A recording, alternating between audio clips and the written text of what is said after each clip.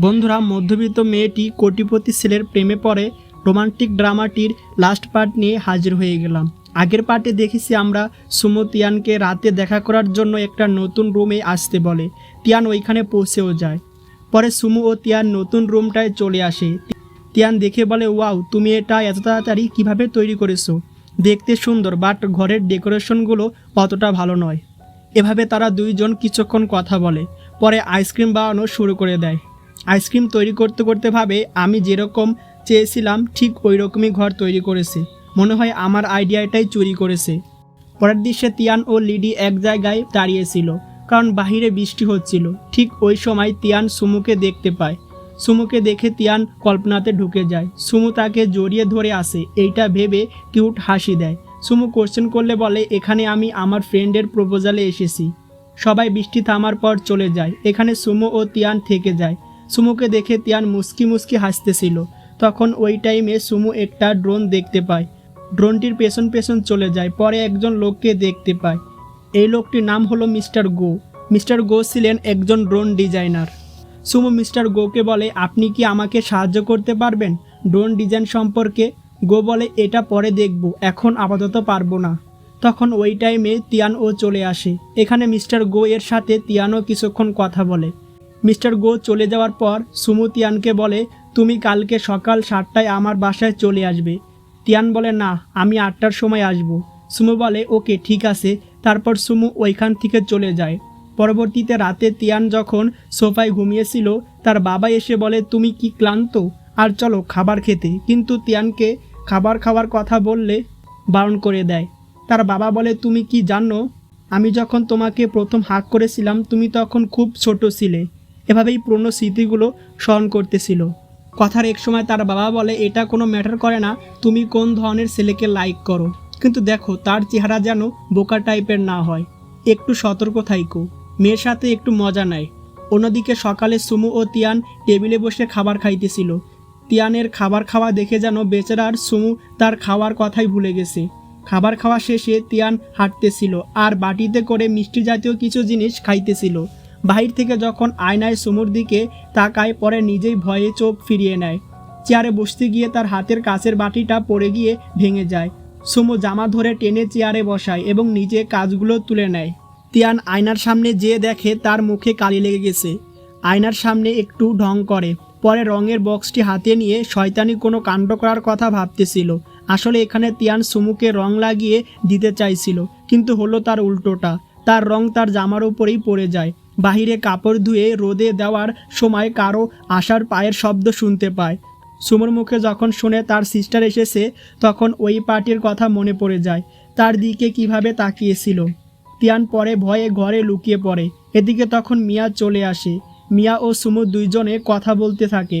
মিয়া যখন ওইদিকে মুখ করে কথা বলছিল, এর ফাঁকে সুমু গিয়ে তিয়ানকে কিস করে দেয় আর তার হাতের আইসক্রিমটি নিয়ে নেয়। মিয়া বলে, আচ্ছা, তোমার আর ওই মেয়েটির মধ্যে কি কিছু আছে?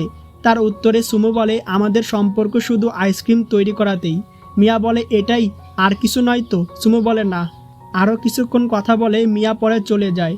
মিয়া যাওয়ার পর সুমুকে তিয়ান কোশ্চেন করে, তুমি আমাকে আবার কিস কেন করলে? সুমু বলে, তুমি আমার আইসক্রিমটি ধরেছিলে ওইটাই নেওয়ার জন্যই। এখানে সুমু তার শার্টটি দেখিয়ে বলে, দেখো তুমি আমার শার্টটি নোংরা করে ফেলেছো। তিয়ান বলে, তুমিও তো আমার জামা নোংরা করেছো। সুমু তার জামাটি খুলতে চাচ্ছিল ওয়াশ করার জন্য, কিন্তু এখানে তিয়ান বলতেছিল, আমি আর কোনো জামা ওয়াশ করতে পারবো না, তাই জোর করে খোলার জন্য বারণ করছিল। ঠিক ওই টাইমে শাহিউ চলে আসে আর সে মনে করে তারা এখন রোমান্টিক করার মোডে আছে, তাই বলে, আচ্ছা তোমরা কন্টিনিউ করো, আমি পরে আসছি। তখন তিয়ান বলে, কন্টিনিউ করবো মানে? আমি তো শুধু চেষ্টা করছিলাম তার জামাটা খুলতে ওয়াশ করার জন্য। তারপর দুজন একসাথে বসে পড়ে। কিছুক্ষণ তারা সবাই একসাথে কথা বলে। পরে শাহিউ তার বন্ধুর সাথে দেখা করানোর জন্য গাড়িতে করে বন্ধুর বাসায় যাচ্ছিল। এখানে গাড়িতে তিয়ান ও সুমু নিজেদের মধ্যে মিষ্টি করে ঝগড়া করে। পরবর্তীতে তারা পৌঁছে যায়। আসলে এখানে শাহিউর ফ্রেন্ড ছিল লিডি। লিডিকে যেহেতু তিয়ান আগে থেকেই জানতো, তাই তার সাথে খুব ক্লোজলিভাবে কথা বলা শুরু করে দেয়। এগুলো সুমু চোখের পলক না ফেলে দেখতেছিল। যেভাবে দেখছে আমরা বুঝতেই পারতেছি সুমু জ্বলে পুড়ে শেষ হয়ে যাচ্ছে। বাসা থেকে বের হওয়ার পর তিয়ান এর কাছ থেকে সুমু কোশ্চেন করলে জানতে পারে আসলে লিডির সাথে তিয়ান একই স্কুলে পড়াশোনা করত। তারা 1 বছর একসাথে স্টাডি করেছে। পরের দিন সুমু তার বোন ও আম্মুর সাথে একসাথে ডিনার করছিল। খাওয়া শেষে সুমু এখান থেকে উঠে চলে যায়। মিয়া বলে হুইজি নামে কোনো মেয়ে নাকি কয়েক মিনিটের মধ্যে সুমুর সাথে দেখা করতে আসছে, কিন্তু তার কথা না শুনে সুমু বের হয়ে যায়। রেস্টুরেন্ট থেকে বের হওয়ার সময় মেয়েটির সাথে দেখা হয়ে যায়। এই মেয়েটির নাম হলো হুইজি, আর হুইজি সুমুকে পছন্দ করত। হুইজি সুমুকে বলে তুমি কি কোথাও যাচ্ছ? সুমু বলে যাচ্ছি, একটু তাড়া আছে, কেউ আমার জন্য ওয়েট করছে। সুমু চলে যাবে তখন হুইজি ডাক দিয়ে বলে তুমি মিস্টার গো এর কাছে কেন গিয়েছিলে? মিস্টার গো হলো ওই ব্যক্তিটি যে ড্রোন ডিজাইন সম্পর্কে অনেক কিছু জানতো। হুইজির উত্তরে বলে সে আমাকে বলেছিল তার ফ্যাক্টরিতে যেতে, কিন্তু তাকে আর দেখতে পাইনি। মেয়েটি সুমুকে বাইশা আইসল্যান্ডে দেখা করতে বলে, কারণ ওইখানেই সে থাকে। মেয়েটিকে রেস্টুরেন্টে ঢুকতে বলে ওইখান থেকে চলে যায়। অন্যদিকে আমাদের তিয়ান সুমুর জন্য ওয়েট করতেছিল। এদিকে সুমু বাইসাইকেল করে আসতেছিল। অনেকক্ষণ ধরে ওয়েট করার পর সুমু শেষমেশ চলে আসে। সুমুকে দেখে বলে তুমি আসছো? তিয়ানকে পার্কে যেতে বললে তিয়ান বলে এটা তো এখন বন্ধ হয়ে গেছে, সমস্যা নাই, চলো আমরা আবার নেক্সট টাইম আসবো। এখানে সুমু বুঝতে পারে অনেক আশা নিয়ে তিয়ান তার জন্য ওয়েট করছিল, কিন্তু তার লেটের কারণে সব শেষ হয়ে গেছে। এরপর দুজন একসাথে হাঁটতে থাকে। রাতে দুইজন বাসে উঠে পড়ে। বাসে সুমু তার হেডফোনটি দিয়ে তিয়ানের চুলগুলো বাঁধতেছিল। তিয়ান কল্পনাতে ঢুকে যায়, যেখানে দেখে সুমু তাকে চুল বেঁধে দিতেছিল। চুল বাঁধা শেষ হলে তিয়ান সুমুকে থ্যাংক ইউ বলে। বাসটি হঠাৎ ব্রেক করলে তিয়ান পড়ে যাওয়ার আগে সুমু ধরে ফেলে। পরে দুইজন একই হেডফোন দিয়ে গান শুনতে থাকে। তারা বাস থেকে নেমে পড়ে। সুমু ফোনে কারোর সাথে কথা বলতেছিল। হঠাৎ তিয়ান সামনে যেতে গেলে মোটরসাইকেল এর সাথে অ্যাক্সিডেন্ট হওয়ার আগে সুমু হাত ধরে পেছনে টেনে নেয়। সুমু তিয়ানের হাত ধরে রাস্তা পার হতেছিল। এইটা দুজনেই মুস্কি মুস্কি হাসি দিয়ে এনজয় করছিল। পুলিশ অফিসার দুইজন তাদেরকে দেখে স্যালুট করে। একজন অফিসার বলে আমারও ভালো হতো যদি আমার একটা গার্লফ্রেন্ড থাকতো। পরের অফিসার বলে আমাদের দুজনেরই রিলেশনশিপ প্রয়োজন। কিছুক্ষণ পর বাসায় চলে আসে। তিয়ানকে বলে তুমি কি কালকে বৈশা আইসল্যান্ডে যেতে পারবে? তিয়ান বলে পারবো।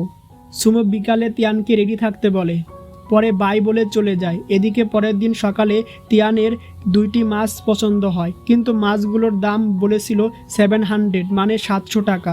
তিয়ান 400 টাকা বলে, কিন্তু লোকটি এই টাকায় মাছ বিক্রি করতে রাজি হয়নি। পরে যখন অন্য একজন এই মাছগুলো কিনতে চায় তাকে বলে এই মাছগুলো নাকি হাইব্রিড, দেশি মাছ নয়। তাকে আবল তাবল বুঝিয়ে ভাগিয়ে দেয়। এই মহিলাটি যাওয়ার পর শেষে 500 টাকা দিয়ে মাছগুলো কিনে নেয়। মাছগুলো নিয়ে যেতে ওই মহিলাটি দেখে ফেলে, বলে লিটল গার্ল তুমি না বললে এটা ফেক ফিশ এবং আমাকে এটা কেনার জন্য বারণ করলে? তিয়ান বলে আসলে উনি আমাকে এটা দিয়ে দিয়েছে। ভয়ে আর কথা না বাড়িয়ে ওইখান থেকে দ্রুত চলে যায়। তিয়ান এখানে সুমুকে দেখতে পায়। সুমু মাছগুলোর ব্যাপারে কোশ্চেন করলে বলে মিস্টার গো এর জন্য নিয়েছে। মিস্টার গো নাকি এই মাছগুলো অনেক পছন্দ করেন। তিয়ান সুমুর মার কথা জিজ্ঞেস করলে তার মাকে দেখিয়ে দেয়। আসলে তার মা হলো ওই মহিলাটি যার কাছ থেকে চালাকি করে মাছগুলো কিনেছিল। সুমুর হাত ধরে দ্রুত পালিয়ে যায় ওইখান থেকে। সুমু কোশ্চেন করলে বলে আসলে তোমার আম্মুর সাথে একটু মিসআন্ডারস্ট্যান্ডিং হয়েছে। তোমার আম্মুও এই মাছটি কিনতে চাইছিল আর আমিও চাইছিলাম, তাই তোমার আম্মুকে মিথ্যা বলি যে এই মাছটি নকল মাছ। সুমু একটু হাসি দেয় এসব শুনে। এখান থেকে সুমুর আম্মু চলে গেলে তিয়ান পরে তার আম্মুকে এখানে দেখে। আজকে মনে হয় বেচারি তিয়ানের ঝামেলা শেষই হবে না। তিয়ান সুমুর হাত ধরে টেনে নিয়ে আবার লুকিয়ে পড়ে। এদিকে তার আম্মুও তাকে খুঁজতেছিল।